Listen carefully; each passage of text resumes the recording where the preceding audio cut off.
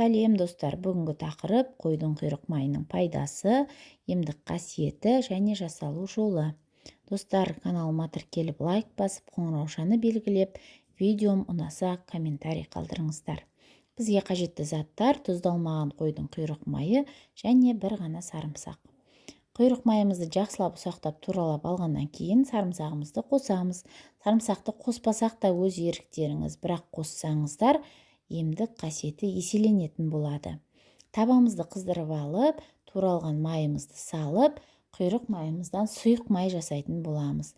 Достар, міндетті түрде жасап көріңіздер, пайдаланыңыздар. Ерте заманнан келе жатқан жақпа май. Бұл майымыздың пайдасы өте зор. Соқ тигенде, жөтелгенде, массаж кезінде тіпті жаңа туған нәрестелерді де сылап сипауға болады. Майымыз жақсылап қуырылғаннан кейін оттан астын өшіріп, сүзгіден өткізіп, таза ыдысқа құйып аламыз. Құйып алған майымызды банкаға құйып қойсаңыздар қолайлы болады. Себебі жылытатын кезде де сол банкамен ыстық суға салсаңыздар, қоюланған майларыңыз қайтадан осы қалыпқа келетін болады. Бұл менің бұрыннан пайдаланып жүрген майым. Осылай қою әдемі болып тұрады. Достар, бір рет жасап алсаңыздар, жылдап сақтала беретін жақпа май. Видеом ұнаған болса, каналыма тіркеліп лайк басуды ұмытпаңыздар. Сіздердің қолдауларыңыз маған шабыт береді.